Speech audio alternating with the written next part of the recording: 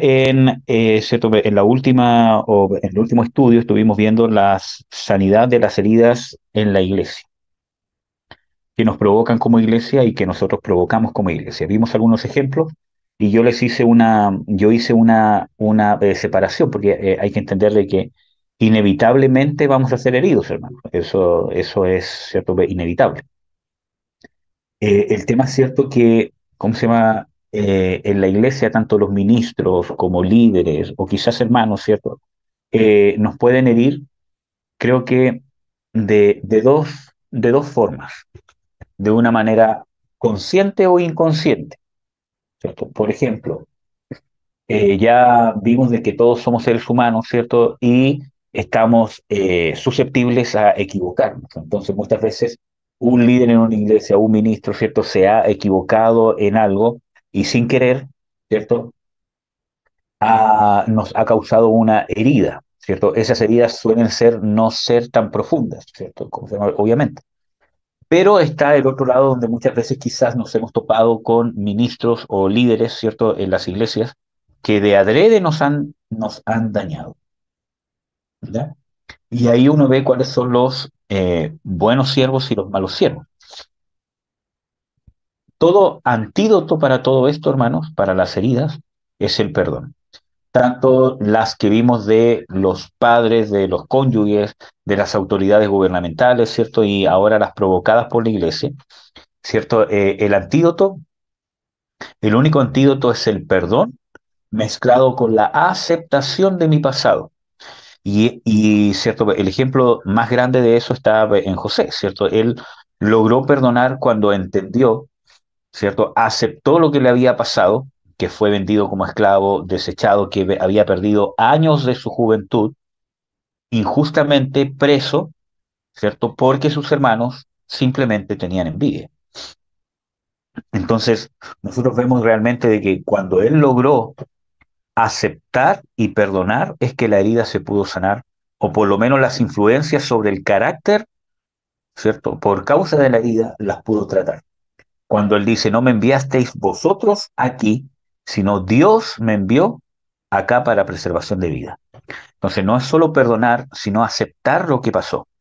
Obviamente hay situaciones graves, situaciones traumáticas que muchas veces nos han pasado, ¿cierto? Que nos cuesta aceptar nuestro pasado, ¿ya?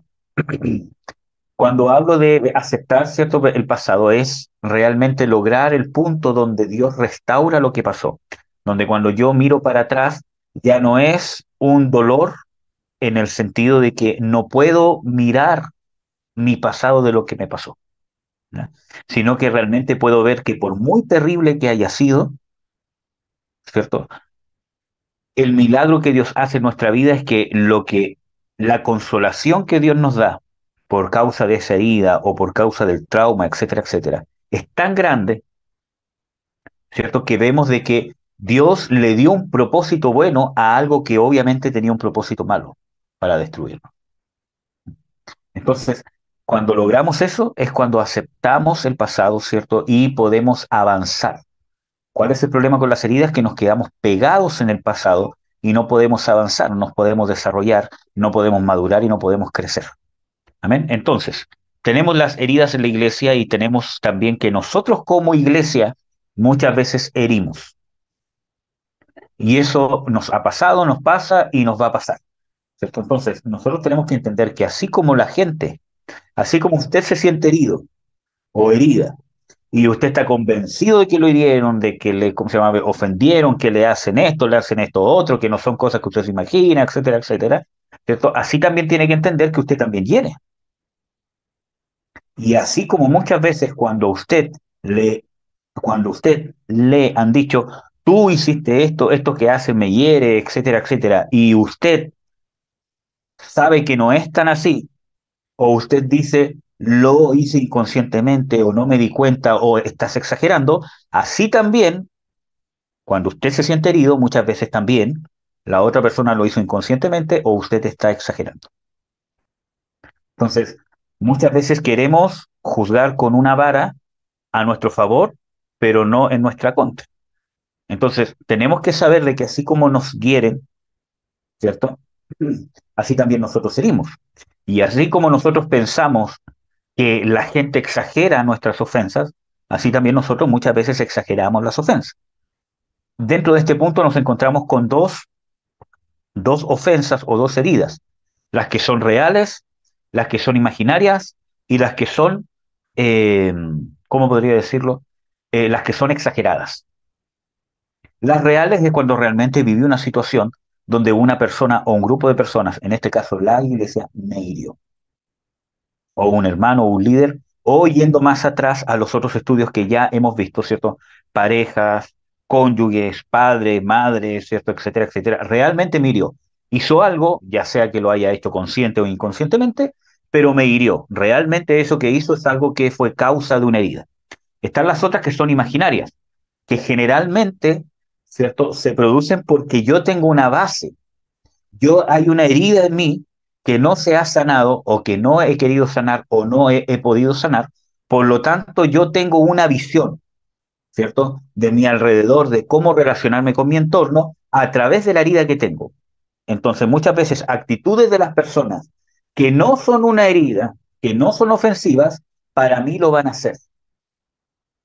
A eso yo me refiero con heridas o ofensas muchas veces imaginarias. No es que usted quiera inventárselas, no es que usted diga, ay, ¿qué me dieron aquí? Sino que realmente hay una condición interna en nosotros que hay que resolver que nos hace que ciertas cosas que si estuviésemos sanos no nos causarían una herida, a nosotros sí nos causan una herida. Principalmente eso pasa en el rechazo. ¿No? Cuando uno viene con una raíz de rechazo o incluso puede ser con un espíritu de rechazo, me voy a sentir rechazado. ¿No? Creo que yo ya les he mencionado, pero en el caso del espíritu de rechazo, ¿cierto? Eh, Tiene dos formas de actuar, ¿cierto? Es un espíritu que está en mí, que inspira en los demás que me rechacen, sin que yo haga nada, ¿cierto? Sienten un rechazo, como cierto, esas personas que cierto, uno dice, algo tiene esta persona que me causa rechazo, ¿cierto? Puede ser, no en todos los casos así, que quizás esté operando un espíritu de rechazo en esa persona, ¿cierto? Inspirando en los demás que lo rechacen. Y puede operar de otra forma, que realmente en mí produzca un cambio de carácter, que esto sí o sí pasa, una influencia en mi carácter, que mi carácter sea rechazable, mi forma de ser produzca rechazo. Y la tercera forma es que ese espíritu me haga a mí sentirme rechazado sin que las personas realmente me estén rechazando. ¿Ya? Ahí está, lo real, lo imaginario y lo exagerado. Entonces, cuando hablo de exagerado, hablamos de una reacción a la herida porque tengo una hipersensibilidad. Generalmente eso pasa en ciertos temas. ¿Cierto? Cuando alguien ejerce cierta paternidad en mí, cuando hay cierta traición en cierta área, en el dinero, quizás, en, o bueno, tengo ciertas áreas, ¿cierto?, en mi vida que están más sensibles, por lo tanto, una ofensa o algo que quizás no es tan grave, para mí es el fin del mundo. No porque yo me lo esté inventando, ojo, sino porque hay una condición en mí que me hace hipersensible. Por ejemplo, hay condiciones fisiológicas en el cuerpo humano donde mi umbral del dolor puede bajar. Hay ciertas zonas que quedan sensibles. ¿Cómo se llama? Por ejemplo, cuando yo hago, ¿cierto? Una descontracturación de un músculo, ¿cierto? Yo siempre les digo, ¿cómo se llama? A los pacientes, mire, esta zona le va a quedar sensible al tacto, porque esto es bien, ¿cómo se llama? Invasivo, pero dura como un día o dos, ¿ya? Entonces, quizás hasta con el roce de la ropa puede ser que le duela, o con el toque del dedo. ¿Por qué? Porque esa zona yo la herí, entre comillas, tanto porque tengo que descontracturar el músculo que está más profundo que la piel, ¿cierto? Que la piel queda sobreestimulada, por lo tanto queda hipersensible. Y un estímulo que normalmente en una piel sana sería solamente tocar, ¿cierto? En vez de activarse las fibras de percepción, ¿cierto? De tacto, se activan las nociceptivas y yo lo percibo como un dolor. ¿Por qué? Porque hay una tengo hipersensible. Lo mismo pasa con nuestra alma. Hay áreas de nuestra vida que han sido tan heridas y, ojo, no por un evento solamente, sino muchas veces por un desgaste continuo de estar en una situación, ¿cierto? Que nos va causando heridas, heridas, herida, herida, herida, y esa zona queda hipersensible hasta que yo no la sane. Entonces tenemos las heridas, ojo, reales, las imaginarias, que no es que me lo invente, sino que yo tengo una condición en realidad, ¿cierto? Que me hace percibir la realidad alterada. Hay cosas que en realidad para mí son ofensa, pero realmente no lo son, ¿ya? Y una hipersensibilidad, ¿cierto? A las heridas. Realmente hay una herida, ¿cierto? Pero mi reacción interna, ¿cierto? Es sobreexagerada, ¿cierto? ¿Cómo me afecta? Entonces, eso, tenemos que entender de que en la iglesia, bueno, en la familia también, en todos lados, nos vamos a topar con situaciones que nos van a causar heridas, ¿ya? Entonces, tenemos que estar preparados para eso y saber cómo arreglarlo. Ya vimos eso en el video anterior. Yo les recomiendo ver otra vez por lo menos los dos videos anteriores, Sanidad del Alma, parte 16 y parte 17. Se las voy a compartir, ¿cierto?, en el grupo para que puedan retomar un poco, ¿cierto?, este tema. Entonces, tenemos esas heridas en la iglesia. Y por último, tenemos que la iglesia muchas veces nos ha dañado o nosotros hemos dañado con el mal testimonio. Muchas veces hemos dado nosotros mal testimonio entendiendo de que la iglesia es la representación de Cristo. Y esto es grave porque nosotros mostramos a otro Señor Jesucristo que no es el real. Y aquí entramos, por ejemplo, a qué le pasó, por ejemplo, a Moisés. Dios le ordena a Moisés, háblenle a la roca. Y Moisés, como estaba airado, ¿qué hizo? Golpeó la roca. Entonces, al golpear la roca, salió haga igual, ¿cierto? Etcétera, etcétera. Pero dice Dios, cuando les impone el castigo, ¿cierto? Le dice, no me santificaste ante el pueblo. Y ese es un tema sumamente importante que lo vamos a ver el domingo, ¿cierto? En la prédica. Pero al no santificarlo estaba mostrando otra personalidad de Dios o otro estado del carácter de Dios o de los sentimientos de Dios, como usted quiera decirlo, ¿cierto? Porque no solo, ¿cierto?, es la voluntad, sino que mostraron al pueblo como representante de Dios, porque Moisés con Aarón venían de hablar con Dios. Bajaron, golpearon la roca, entonces el pueblo dijo, bueno, eso fue lo que les ordenó Dios, pero lo que estaba mostrando, Dios estaba airado con el pueblo. Y si bien Dios estaba eh, airado con el pueblo en un sentido general, porque ellos estaban provocándolo a ira por su desobediencia continua, ¿cierto? En ese momento en particular, Dios le quería mostrar al pueblo que les iba a dar agua hablándole a la roca. Entonces mostraron otra imagen de Dios. Muchas veces nosotros dañamos, ¿cierto? Como cónyuges, como padres, como hermanos, hermanos carnales, como hijos hacia nuestros padres, ¿cierto? Etcétera, etcétera. Mostramos una imagen y en la iglesia también. Entonces causamos una herida. Entonces muchas veces nuestros familiares no se quieren convertir porque han visto un mal testimonio en nosotros, una religión más, o esta persona está peor, ¿cierto? Cuando hablo de peor no es no ir, ¿cierto?, a las fiestas con la gente, sino que cuando hablo de eso, realmente estoy hablando de que está siendo peor, porque muchas veces nos volvemos más arrogantes, más pesados, ¿cierto?, etcétera, etcétera. Y muchas veces es cosa de pensar de que muchas veces gente ha dañado el testimonio de la iglesia con nosotros y muchas veces nosotros nos hemos apartado de la iglesia o no estamos en la iglesia o no estuvimos por mucho tiempo en la iglesia porque teníamos un familiar, un conocido o quizás estuvimos participando en una iglesia con un pastor o con un grupo de personas que nos dañó la imagen de la iglesia cristiana real. Eso principalmente pasa con abusos de cierto el dinero, cierto o muchas veces que nuestros familiares están con la Biblia bajo el brazo, nos predican, nos dicen conviértase y nosotros vemos de que sigue siendo igual que siempre, un mal esposo, un mal padre, grosero, cierto, etcétera, etcétera. Entonces, ¿para qué voy a ir a una iglesia? donde hay hipócritas. Entonces, eso también es un daño que nosotros tenemos que perdonar, porque Dios no es así. Y pedir perdón si nosotros hemos, eh, hemos sido ac- actores de esto. Amén. Entonces, para ir recapitulando, ahora vamos a concluir este estudio. Bueno, hay hartos pasajes bíblicos, pero quiero partir con este, que, ¿cómo se llama? Lo iba a ver al último. Yo, ¿cómo se llama? Les quiero pedir que abran su Biblia en Segunda de Crónicas 10. Vamos a analizar algunos versículos.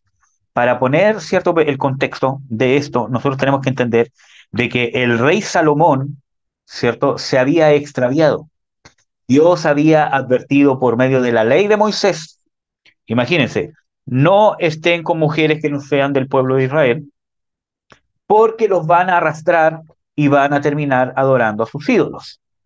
Y se van a prostituir, se van a corromper, ¿cierto? Y van a venir sobre ustedes el juicio que está decretado en la ley, ¿cierto? En el tiempo de Moisés, ¿cierto? Ya había ocurrido, o sea, estando recién salida del horno la ley, entre comillas digo eso, ¿cierto?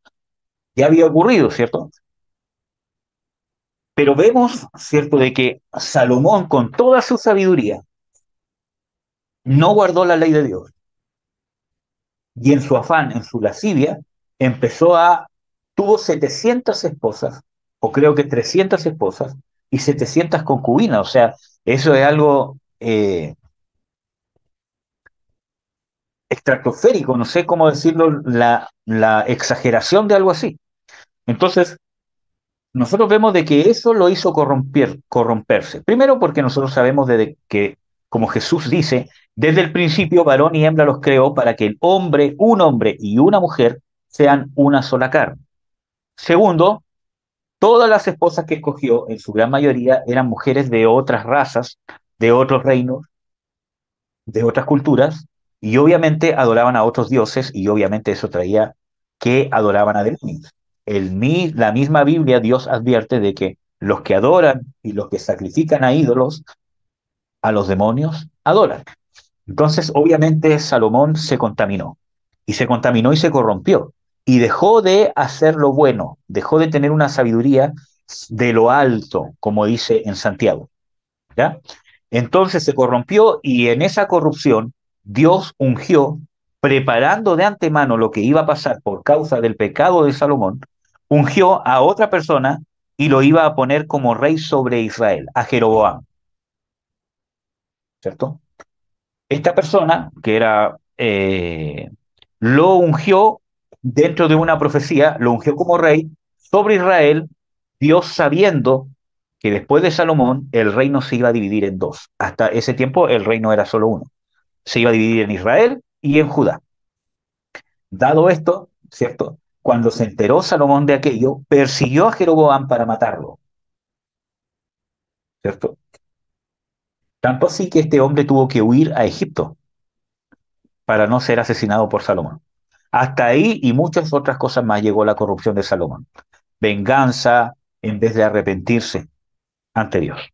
Entonces aquí nos encontramos con el hijo de Salomón después que Salomón murió, que es Roboam. Vamos a leer. O sea, sí, que es Roboam. Y Roboam, que es hijo de Salomón, ¿cierto? Fue a Siquem porque en Siquem se había juntado todo Israel para hacerlo rey.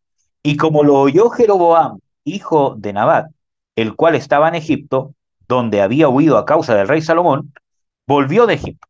Y enviaron y le llamaron. Vino pues Jeroboam y todo Israel y hablaron a Roboam diciendo: Tu padre agravó nuestro yugo.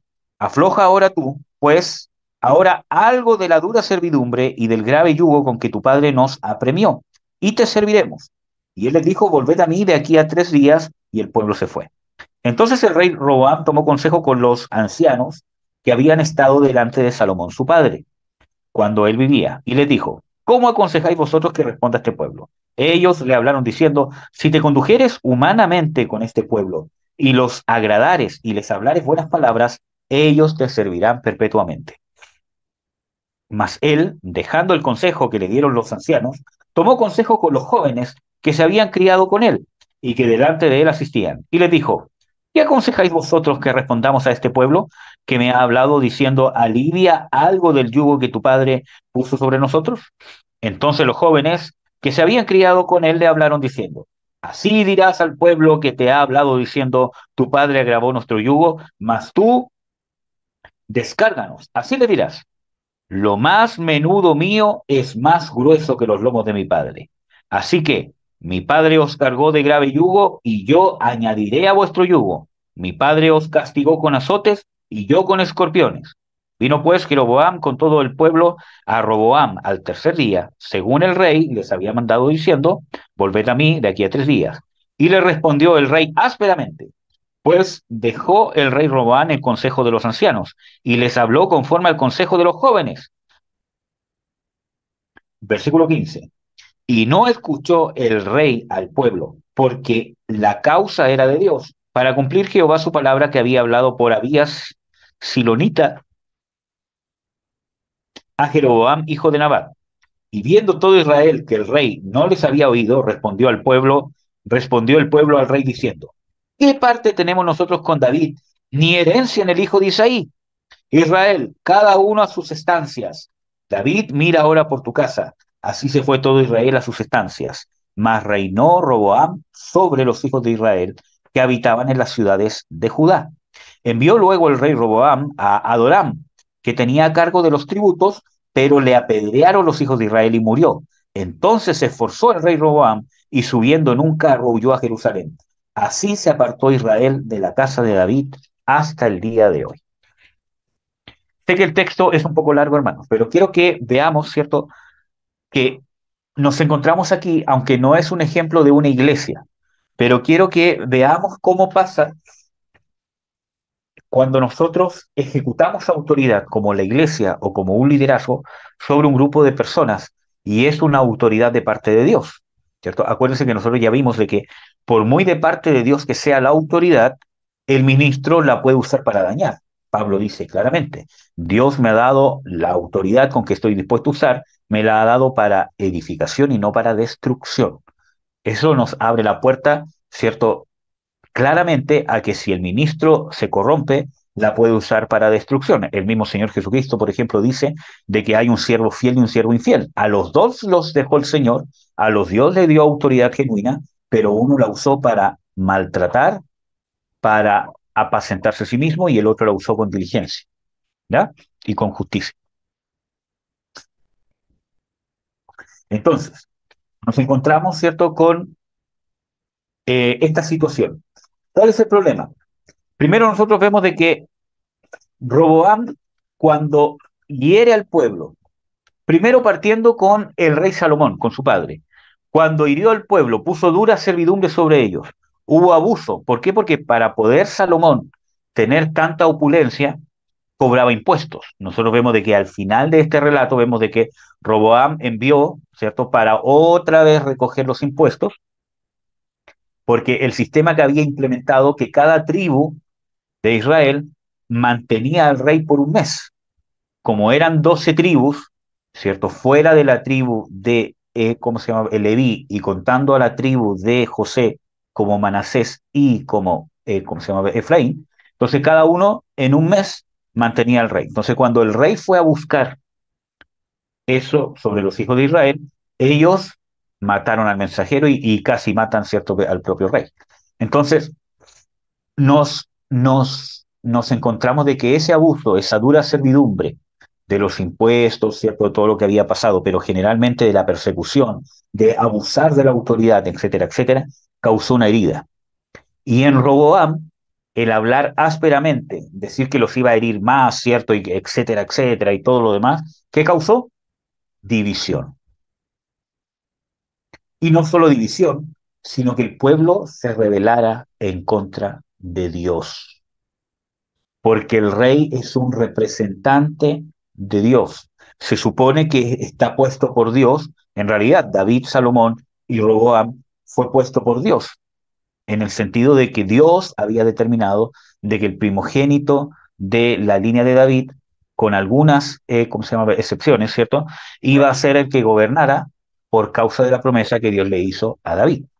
Entonces, nosotros vemos de que se supone que era un representante de Dios. Por lo tanto, por eso dice Israel, incluso en la versión 1960, en el versículo 16, dice, Israel, cada uno a sus dioses, no a sus estancias, sino a sus dioses. Y nosotros, si ustedes leen todo esto, nosotros vemos de que Jeroboam, ¿cierto? Añadió al pecado. ¿Por qué? Porque como vio de que el pueblo iba a adorar a Jerusalén por el temor de que se le fuera la gente, instituyó su propio sacerdocio, sus propias estatuas de escultura y dijo, Israel, adoren aquí.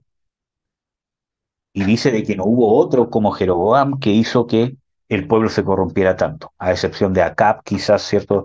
¿Cómo se llama? De sus hijos.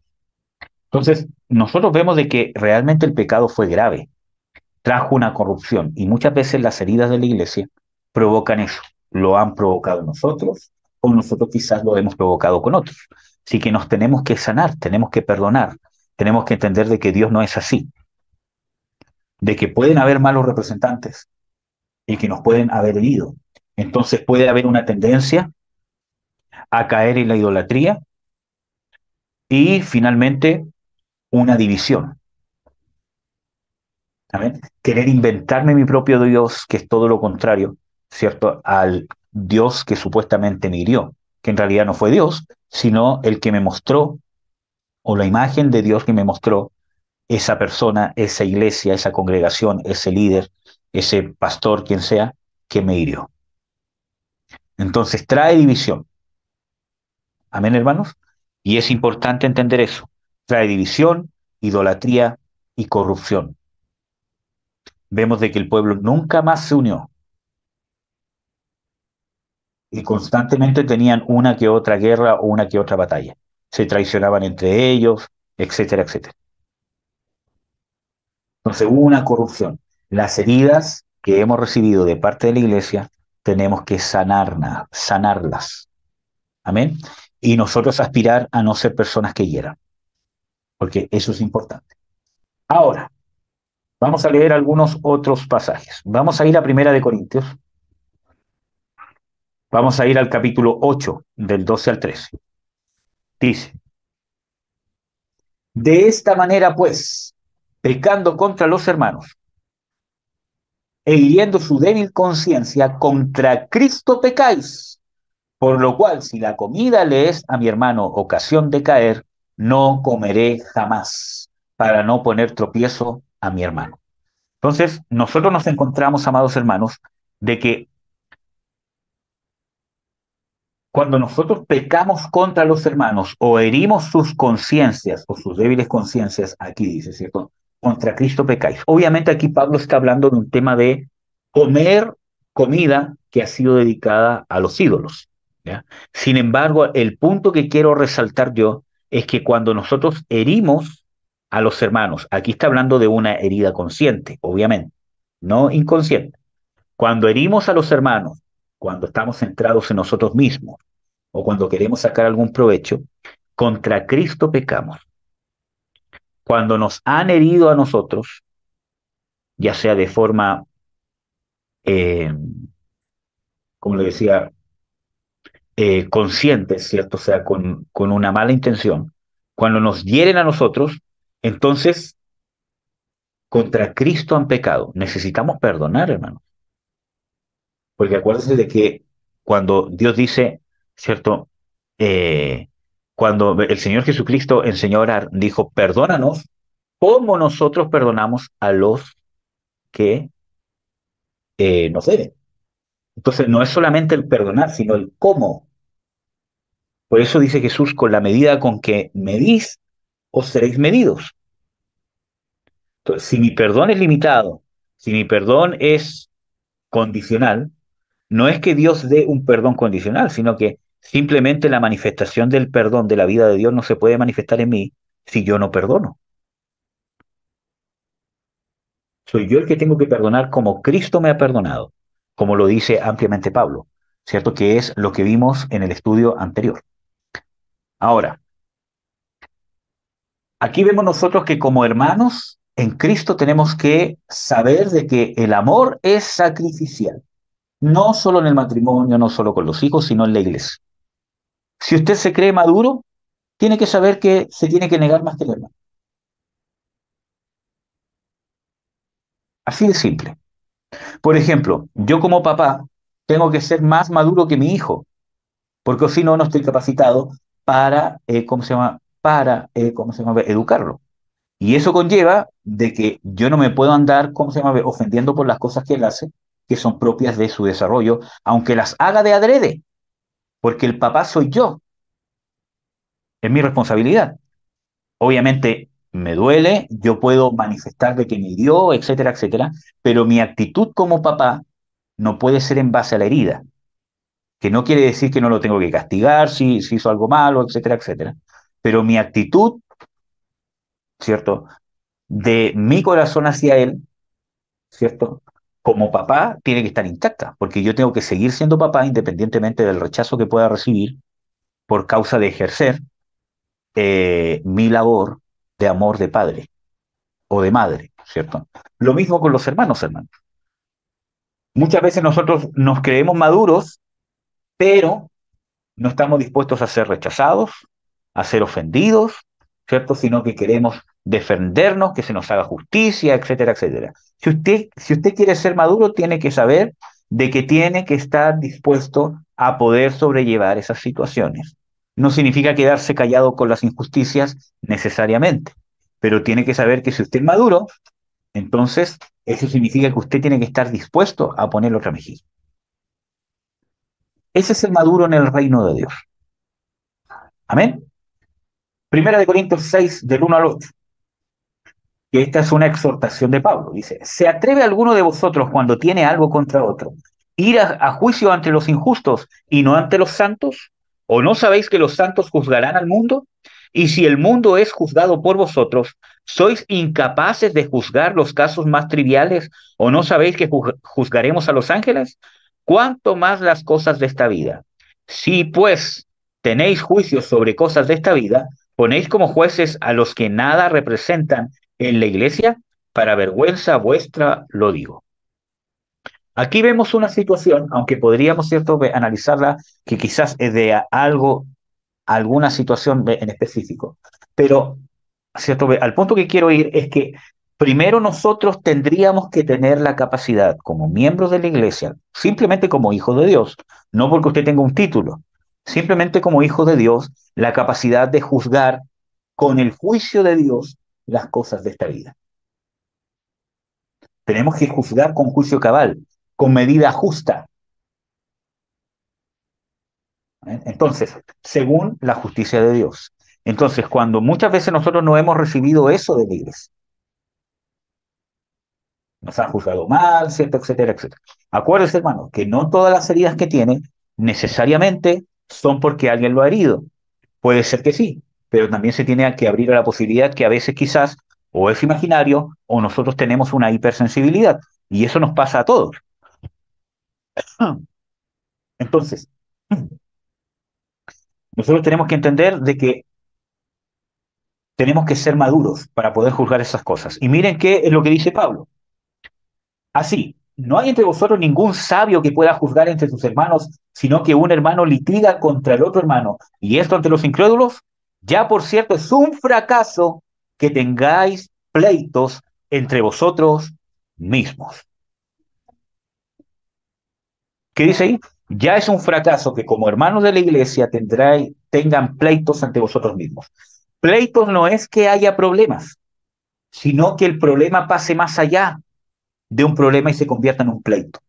Voy a dar un ejemplo para que se pueda entender. Ejemplo, en una familia o, ¿cierto?, en un matrimonio.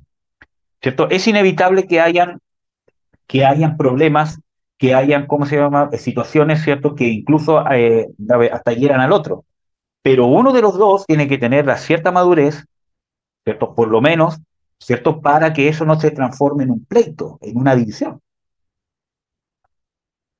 Entonces, muchas veces tengo que perdonar, tengo que callar, después se habla cuando estemos más calmados. Hay cosas que quizás puedo estar dispuesto, ¿cierto?, a no confrontarlas porque pueden pasar, etcétera, etcétera. Entonces, eso es que no haya pleito.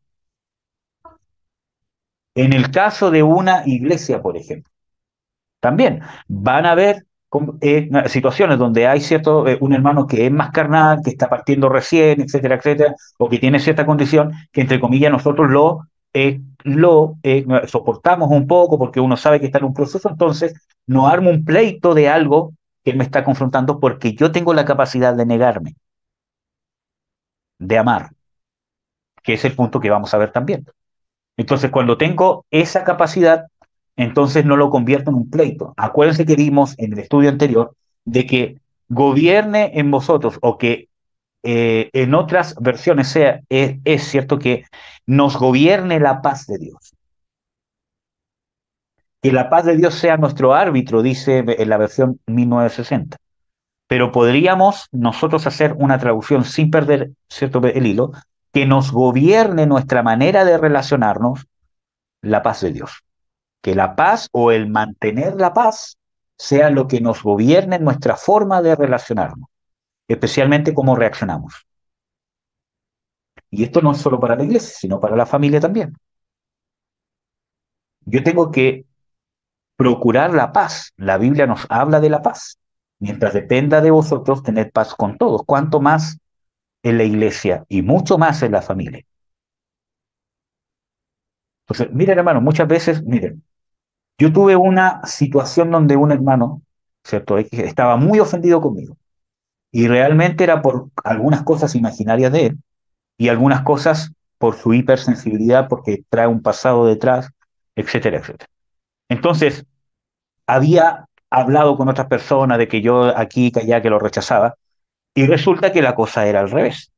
Bueno, tuve un encuentro con esta persona, Dios me puso, ¿cierto? Me puso, ¿cómo se llama? En el corazón, ámalo, dile que lo amas. Y fue lo que hice, lo vi y le dije, hermano, te quería decir que te amo en Cristo Jesús, etcétera, etcétera. Y él abrió su corazón, me dijo de que estaba sentido conmigo por esto otro, etcétera, etcétera. Entonces, como mi árbitro es la paz de Dios, yo podría, ¿cómo se llama? Haberle dicho con todo mi derecho, hermano, pero si las cosas fueron así, las cosas fueron de esta manera, yo he hecho esto, eres tú el que no me contesta, eres tú el que no, aquí y allá. Entonces, pero como la paz es la que gobierna, yo renuncio a mi derecho, y eso es ser maduro. ¿Cierto? No como jactancia de que yo soy maduro, sino que les doy, ¿cómo se llama? Un ejemplo de que en la negación está la madurez. Yo dejo a un lado mi derecho a réplica, entre comillas digo, y le dije, hermano, perdóname. Porque ¿qué saco con que no que yo tengo la razón, que tú tienes la razón, si el hermano está abriendo su corazón?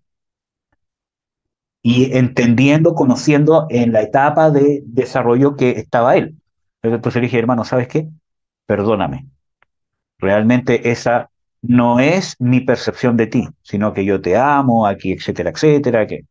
Entonces, eso sanó el corazón de cierto el hermano, aunque continuó con esta misma hipersensibilidad, ¿cierto? Pero ¿para qué yo iba a sacar? Entonces, muchas veces cuando estamos en un conflicto, yo generalmente muchas veces callo cuando sé que puedo decir esto no fue tan así, esto no fue de esta manera. ¿Por qué? Porque estamos llegando a un concilio, a un consenso, a la paz, a una reconciliación. Y eso es lo que yo busco en mi matrimonio, en mi familia, en la iglesia, incluso en el trabajo. Pero para eso necesitamos aprender a negarnos,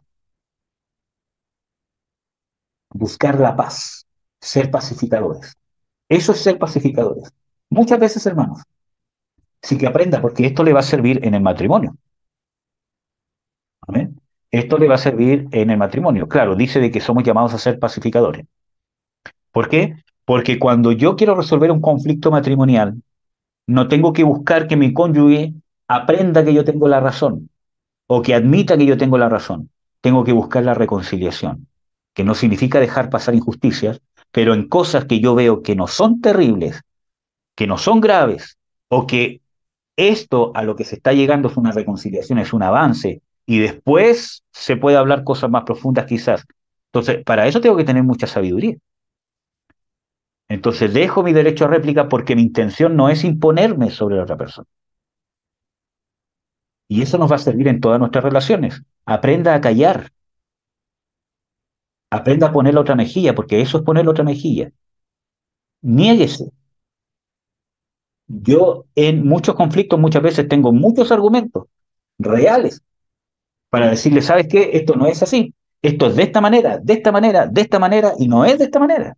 Soy yo el que tengo la razón. Y por esto, esto pasó tal día, esto pasó aquí, esto fue de esta manera. Pero ¿qué saco? Sentirme que yo tengo la razón, ¿cierto? Que el otro se equivocó. Hermano, sí. La vida no se trata de hacerle ver a la gente los errores, ni hacerte ver que tú eres mejor que el otro. La vida cristiana se trata de mantener la paz. No dejar pasar por alto las injusticias, pero si de nosotros depende, tener paz con todos. Y lo primero es la familia y obviamente la iglesia. Amén. Eso tiene que ser nuestro árbitro. Vamos a ver.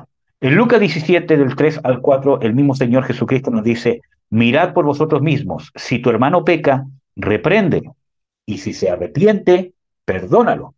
Ah, perdón. Antes de esto, todavía tengo que terminar el versículo de Primera de Corintios 6. Disculpen. Quedamos en el versículo donde dice, ya es cierto un fracaso que tengáis pleitos entre vosotros mismos. ¿Por qué no sufrís más bien el agravio? ¿Por qué no sufrís más bien ser defraudados? Pero vosotros cometéis el agravio y defraudáis, y esto a los hermanos. Entonces, ahí está. Muchas veces nosotros tenemos que sufrir el agravio, sufrir el ser defraudados. No es tolerar injusticias. Creo que se los expliqué en el estudio anterior con el ejemplo con un hijo, ¿cierto? Yo tengo que sufrir en cierta manera, ¿cierto? El ser defraudado por mi hijo muchas veces. ¿Por qué? Porque sé que está en una etapa de desarrollo hasta que alcance a ser un adulto. Y quizás aún cuando sea grande, ¿cierto? Quizás también voy a ser, ¿cómo se llama? Voy a ser, ¿cómo se llama? Defraudado, así como nosotros como hijos, aún siendo adultos, hemos defraudado a nuestros padres. Entonces, tenemos que entender de que no solamente tenemos que perdonar, sino que también pedir perdón, ¿ya? Entonces, ahora sí, Lucas 17, 3, 4 dice, mirad por vosotros mismos, si tu hermano peca, repréndelo. Y si se arrepiente, perdónalo. Y si 7 veces al día peca contra ti y 7 veces al día vuelve a ti diciendo, me arrepiento, perdónale. Entonces, lo que está diciendo Jesús aquí muchas veces se ha malinterpretado este pasaje, se dice, aquí Dios me está dando autoridad para reprender a mi hermano. Dice, si tu hermano peca contra ti, repréndelo. Entonces, ¿qué me dijeron a mí? Pues, ¿cierto? Me hiciste esto, me hiciste esto, me hiciste esto. Pero reprender no es pelear. Si tu hermano peca contra ti, habla con él. Dile, esto pasó. Pero yo no voy a ir por algo imaginario, no voy a ir por mi insensibilidad y no voy a ir a hablar con alguien solamente porque yo quiero hacerle ver que se equivocó y que yo tengo la razón. Si yo me doy cuenta que lo hizo inconscientemente o que es parte de su desarrollo, ¿cierto? Y no voy a contribuir a la paz, ¿cierto? Confrontándolo, ¿para qué lo voy a hacer? Si yo soy el que tengo que sufrir el agravio. Ahora, si es diferente, es otra situación, ¿cierto? Realmente se puede solucionar las cosas conversando. ¿Amén? Entonces, y no solamente conversar, sino que yo ya tengo que haberlo perdonado en el corazón. Y ese es el problema más grande, que muchas veces en la iglesia entre hermanos, yo voy a confrontar al hermano, pero no lo he perdonado. Entonces lo confronto con amargura. Quiero que se sienta mal, porque una cosa es querer dar conciencia y la otra es querer hacer que la persona se sienta mal. Entonces, cuando no recibo la respuesta que esperaba, que satisface a mi carne, entonces yo me amargo. Me enojo, lo ofendo y terminamos más peleados que al principio. ¿Amén? Mateo 18, 15 al 20. Por tanto, si tu hermano peca, ve, repréndelo estando tú y él solos. Si te escucha, habéis ganado a tu hermano. Y ahí está el tema importante. ¿Para qué voy a hablar con mi hermano cuando peca contra mí? Porque si nosotros leemos el contexto, en el final del versículo dice, tenle por gentil y publicano. Entonces no son cosas domésticas que se pueden dejar pasar por alto, porque tenemos que encontrar todo el balance bíblico. En Proverbios dice de que es de sabios pasar por alto la ofensa. Y aquí me dice Jesús que si mi hermano pega contra mí, que lo reprenda. Entonces no es que reprenda a todos por cualquier ofensa que tengo, sea real o imaginaria, sino que es realmente cuando esto que está cometiendo el hermano contra mí es grave, no desde mi punto de vista, sino que el hermano está haciendo algo grave. Amén. ¿Por qué? Porque lo que quiero hacer es ganar al hermano. Amén. ¿Qué más dice? Pero si no escucha, toma contigo a uno o dos para que por boca de dos o tres testigos quede firme toda palabra. Y si él desoye a ellos, dilo a la iglesia. Y si no escucha a la iglesia, y ojo que este es el único versículo donde el Señor Jesucristo nos da un consejo de cómo actuar en la iglesia, ¿ya? Y si él no escucha a la iglesia, sea para ti como el gentil y el publicano. ¿Saben por qué? No porque no te quiso dar, ¿cómo se llama?, la razón, etcétera, etcétera, sino porque es insensible al arrepentimiento. Está haciendo algo malo y lo está haciendo de adrede. Y eso es iniquidad, eso es maldad. Porque yo puedo hacer algo malo, entre comillas digo, ¿cierto? Y puede que alguien me diga, oye, esto que hiciste que esté malo. Puede ser que yo diga, no, si no están así. Pero después vienen dos, tres testigos, me lo dice toda la iglesia, y yo digo, bocha, si me lo está diciendo toda la iglesia, si me vinieron a decir esta persona, quizá yo estoy en un error.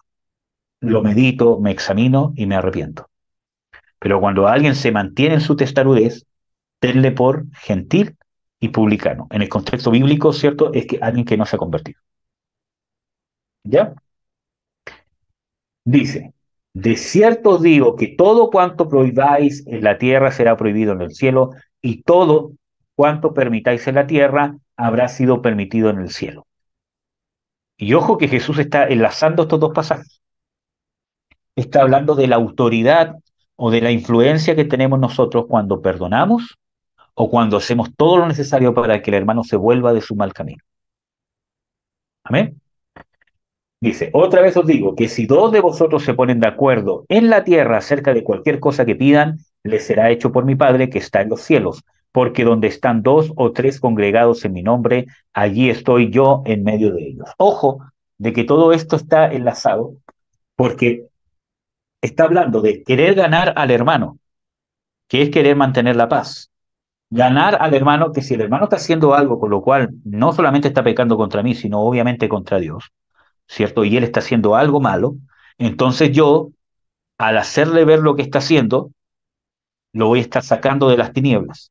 Si esa es mi intención y lo logro o no lo logro, entonces si nosotros tenemos ese corazón, entonces recién se puede cumplir la palabra que estamos de acuerdo. Dice, si dos de vosotros estuviese, dos o tres, estuvieseis de acuerdo en la paz, en esta reconciliación constante.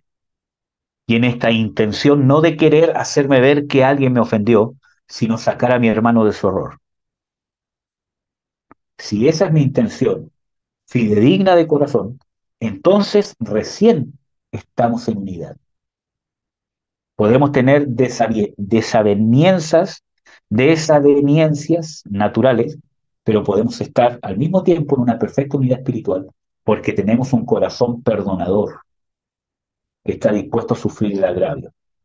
Y no solamente está dispuesto, sino que lo hace. Entonces, y solo entonces, cuando estamos en ese acuerdo, en esa unidad, cualquier cosa que pidamos nos será hecha por nuestro Padre que está en los cielos. Eso es congregarse. Tenemos que estar en ese acuerdo para que seamos congregación y cuerpo de Cristo. Amén. Y para terminar, vamos a ver el primer versículo que habíamos visto, ¿cierto? Cuando empezamos, Romanos 14.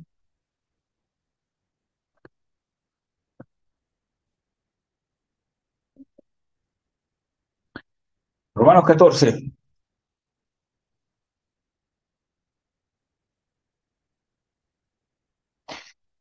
Que el reino de Dios no es comida ni bebida, sino justicia, paz y gozo por el Espíritu Santo.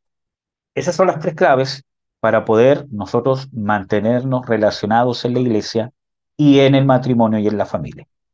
¿Qué es? Justicia de Dios, paz, mantener la paz, buscar la paz y gozo por el Espíritu Santo. El gozo no es la alegría. Miren, hoy día estaba escuchando un programa, ¿cierto?, en la radio donde, ¿cómo se llama? Una pastora dice de que la felicidad no es lo mismo que el gozo, porque la felicidad puede ser instantáneo y puede ser momentáneo y depende de un estímulo interno, o sea, externo.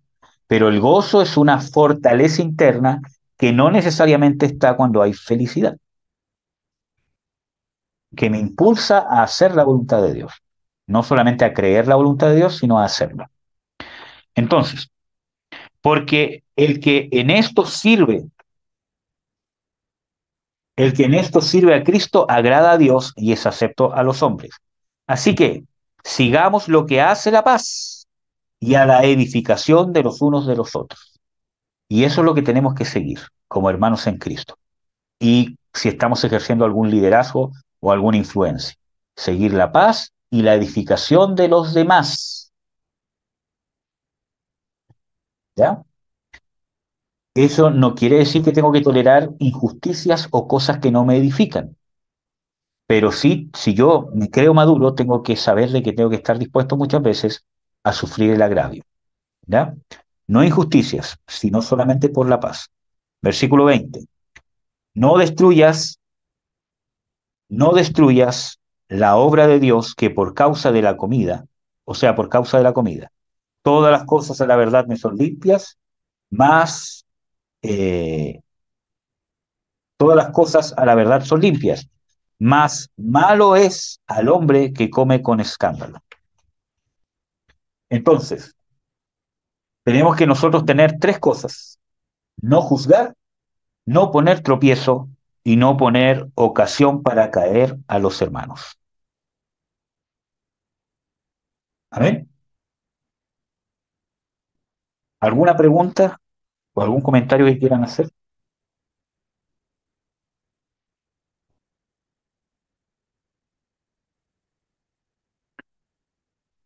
Bueno, hermano, vamos a orar porque hay heridas profundas en la iglesia, ¿cierto? O que la iglesia nos ha hecho, que nos hace generalmente no, generalmente cuando hay heridas que nos ha provocado la iglesia o el liderazgo de la iglesia, nosotros nos dejamos de congregar o nos provoca rechazo o repulsión el compartir con los hermanos, el congregarnos o el sujetarnos a las autoridades de la iglesia cuando hay heridas. Y las tenemos que resolver porque los que estamos siendo perjudicados somos nosotros, porque nosotros nos desinjertamos del cuerpo de Cristo. Somos miembros del cuerpo de Cristo, pero nosotros mismos no nos injertamos. Entonces, ¿qué pasa? La Biblia es clara cuando dice de que los miembros reciben nutrientes de la cabeza cuando están unidos y ligados entre ellos. Entonces reciben crecimiento de la cabeza, que es Cristo. Cuando no estamos unidos al cuerpo, no estamos recibiendo crecimiento de la cabeza, que es Cristo. Y nos enfriamos y muchas cosas más. Entonces, tenemos que resolver las heridas.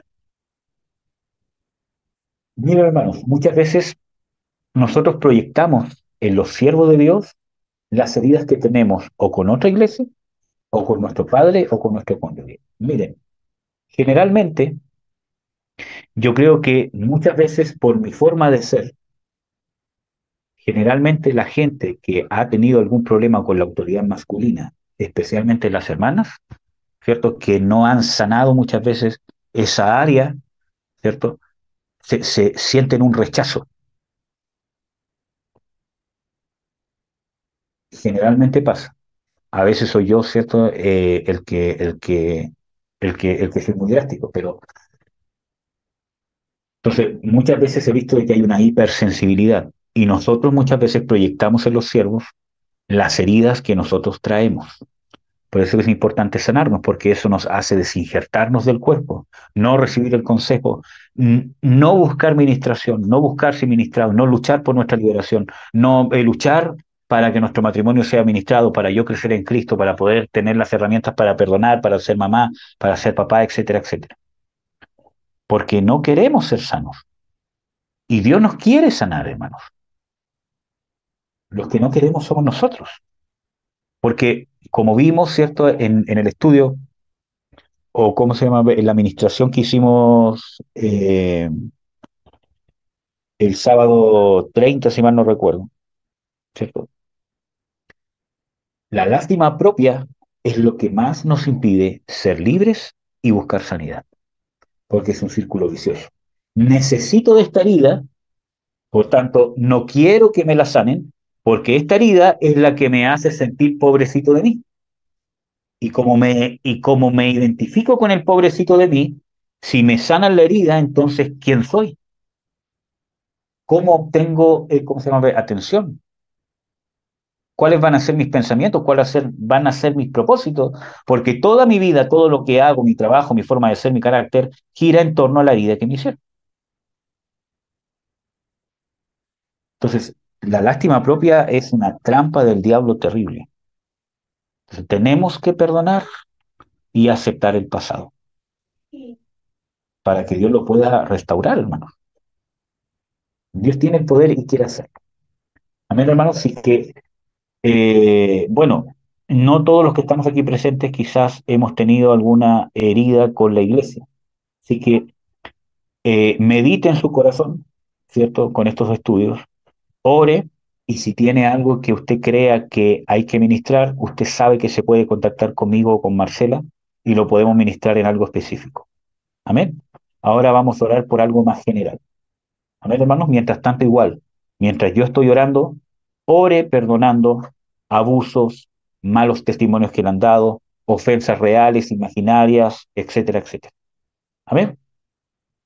Padre, en el nombre de Jesús, estamos aquí delante de ti, buscando, Señor, tu perdón y también queremos perdonar. Pero no queremos perdonar de diente a labio, sino queremos perdonar como tú nos perdonas. Llénanos de tu Espíritu Santo para poder perdonar. Llénanos de fe para poder perdonar. Tu palabra dice de que tu amor ha sido derramado en nosotros por medio de tu Espíritu Santo. Llénanos, Espíritu Santo, de ese amor para poder perdonar. Mientras yo estoy orando, hermanos, usted esté perdonando. Nómbrelo con nombre y apellido si es necesario. Y la falta que le han hecho o la ofensa que le han hecho, sea quien sea. Señor, confesamos, Señor, que perdonamos a estas personas, que perdonamos a la iglesia que nos ha dado un mal testimonio de ti, que nos ha golpeado, que nos ha abusado, nuestras finanzas, cualquier área de nuestras vidas. Queremos perdonar, Señor. Danos tu corazón para poder perdonar, Señor. Te lo ruego, Padre, en el nombre de Jesús de Nazaret. Obra sobre todos nosotros.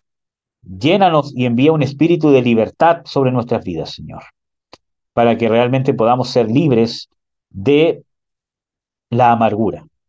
También queremos pedirte perdón por no perdonar, hermano, ahora pida perdón por no perdonar, por guardar rencor, amargura contra hermanos de la iglesia, ministros. Te pido que me perdones, Señor, y no solo a mí, Padre, sino a todos nosotros.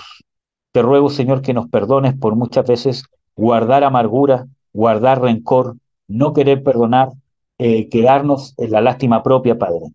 En el nombre de Jesús de Nazaret, manifiesta, Señor, tu perdón. Queremos perdonar como tú quieres que perdonemos, Señor. Tu palabra dice que perdonemos para que seamos perdonados, que con la medida que juzgamos, así vamos a ser juzgados. Queremos juzgar con tu corazón, con tu misericordia y perdonar, Señor. En el nombre de Jesús. Amén. Amén, amado.